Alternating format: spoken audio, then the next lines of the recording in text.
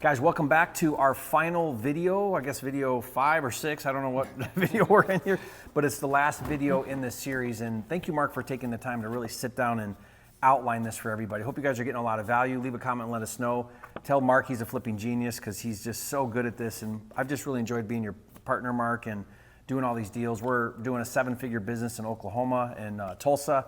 And we are living and breathing this process that we're teaching you today. This isn't theory, this is actual application. This is what we do on a daily basis.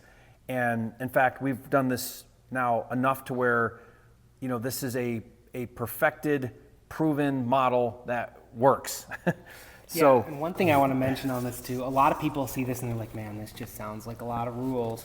But to me, my philosophy is I like having boundaries on things. I like having these expectations set for myself, because then it's like I actually have freedom to operate because I don't have to worry about making these decisions on the fly. It's already been decided. Or your team. Yeah. I just operate the business now. Everything has been pre-thought and decided, and it's a non-negotiable. We're going to follow it, and a lot of people will see that as this seems like a lot of rules, restrictive or boring. And to me, the way we like to conceptualize is this allows us the freedom to now operate the business, and it's a business, not a side hustle, because it's repeatable processes that you can follow every single time. And because it's so outlined, you don't need high expensive, high skill labor to do this. We actually can do this with VAs. Yeah. So you keep your costs down, your overhead down, and that's just more revenue bottom line into your business. So if you don't have a very process driven model, then what ends up happening is you need a bunch of really high skilled people that can make a lot of high powered decisions, and it's just heavy overhead. Yeah. And we want to move away from that as much as possible. Lean operation. You and I love a lean operation. Guys,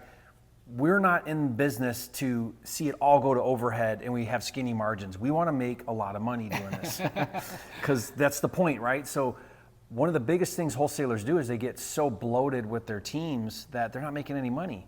They're doing 7 figures and not making any money. You and I want to make a lot of money. We want to take home a lot of money. Profit first. Yeah. We really want to try to McDonaldize, in a way, the process, meaning that it's very clear what the process is, what the steps are, how we communicate, what we do, the order of everything, and this is what dials that all in. Yeah, and it's brain dead easy. Like I said, it can feel like a lot of rules, it can feel like a lot of boundaries on yourselves, but for us, it's like just follow the process, follow the things you've already been decided and that have already been decided for you, and make your money. Yeah, and guys, we give this to you for free. Link in the description.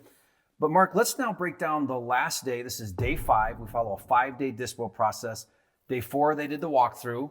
Everyone knows there's an offer deadline. We communicate to that. We follow up with that. And now it's like we're trying to hit this deadline of 12 p.m. offer deadline, day 5 here. And we do some really cool things to now get the highest price, and even whatever price they've given us, even more money out of the deal. So let's talk about this process. Yeah, so we have what we call the magic question. We actually call it that. We do call it that. The magic question is, and we send this to all of our buyers after the walkthrough, when it gets to offer day, reminder on offer day, day 5, it's time for us to review offers. Please give us first your highest and best offer. If they've offered already, we ask, is this your highest and best offer? So it's the first time we're asking. The magic question is this your highest and best? And you can spin that question any way you want. That's the magic question, and we're going to ask that. It's the first time we ask it. So we get to 12 o'clock. We're going to ask the top 3 again.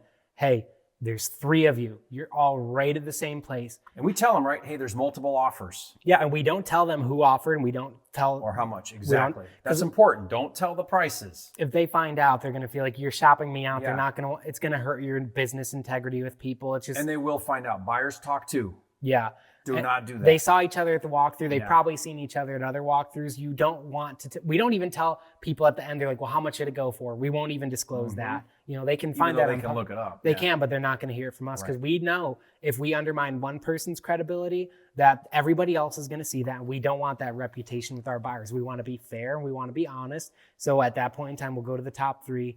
Hey man, this is the hack of all hacks. These 2 questions can make you hundreds of thousands. It's crazy of dollars. how good this works. It's crazy. So good. Yeah, we'll ask them again. Hey man, I know you really want this one, but like you're really close. You're not quite there. There's another guy.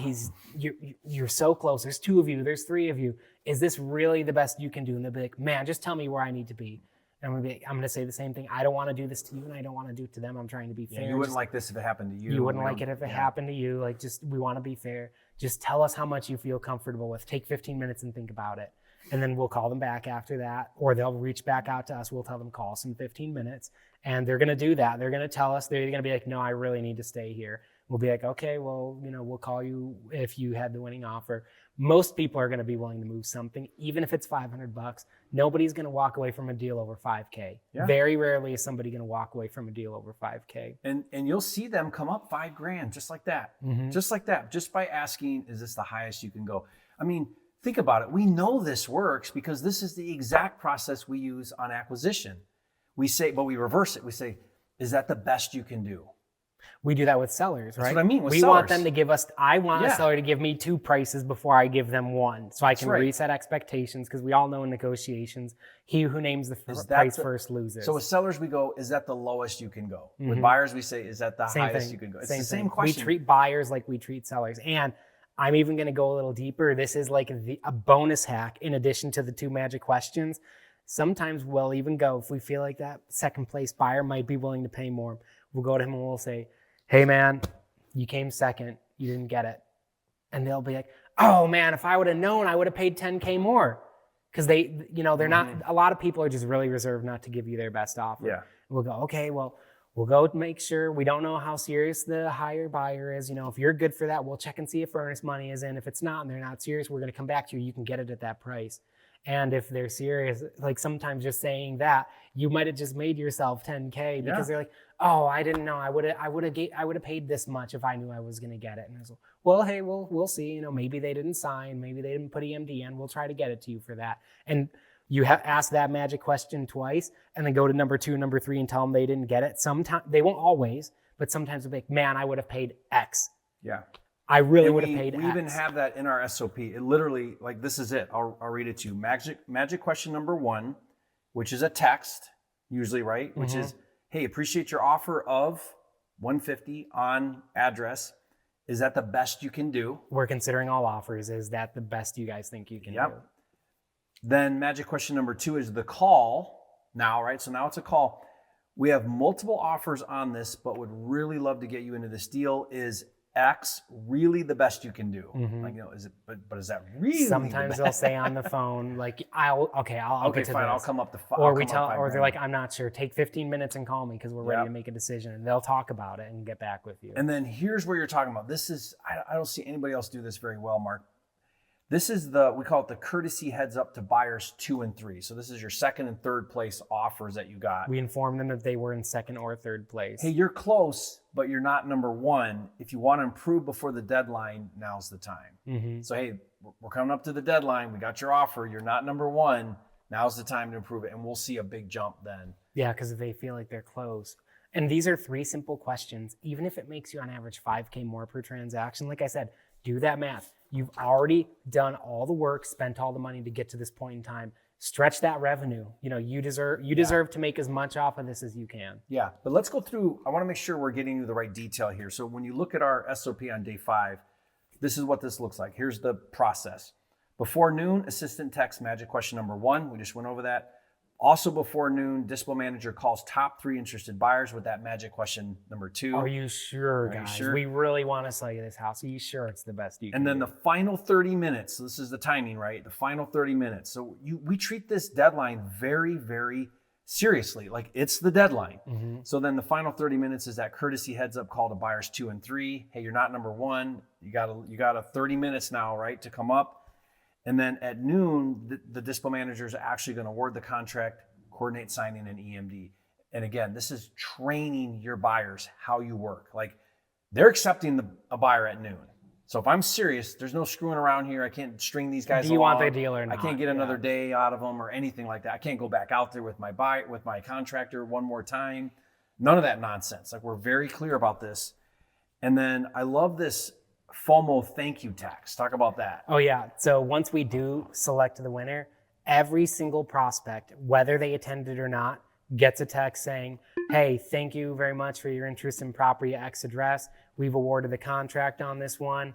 we'll keep you in mind with future opportunities. You missed out, loser. Yeah, every single one of them is going to know every single loser. time we sell a deal that they're like, okay, these are Yeah. people are buying these things. Like, this isn't a game. This isn't fake. These guys are moving deals. That's important because nobody likes to miss out on something. Like, FOMO is a real thing. Fear of missing out is a real thing. And when they see that, I saw that, I was interested a little bit, and it's sold and it's gone now, I missed out. Next time I'm going to pay attention. The whole point of this is like, guys, pay attention. This is a real process. Like, this is the real deal. You missed the walkthrough, you missed another great deal. Don't miss the next one. Pay attention when you get an email or a text or a call from us.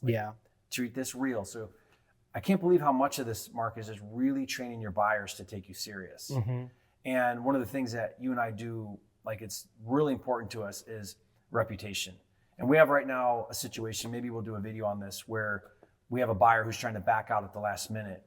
And talking to you about this issue here, because now we got to find a new buyer, we're going to keep his earnest money, all the things. You made a couple comments to me, which is, Jerry, every single wholesaler in our market and every single buyer knows who we are. And we have a great reputation. And if that reputation is put to the test, we can stand behind it because we know we're running a legit business and everybody else knows we're running a legit business.